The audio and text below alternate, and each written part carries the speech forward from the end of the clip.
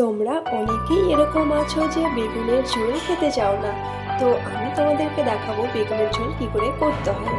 তো চলো শুরু করা যাক। একটা গরম কড়াইয়ের মধ্যে সর্ষের তেল দিয়ে দিলাম, তার মধ্যে গোটা গরম মশলা, তেজপাতা, শুকনো লঙ্কা আর একটু পাঁচফোড়ন দিয়ে তার মধ্যে বেগুনগুলো আর আলুগুলো দিয়ে দিলাম।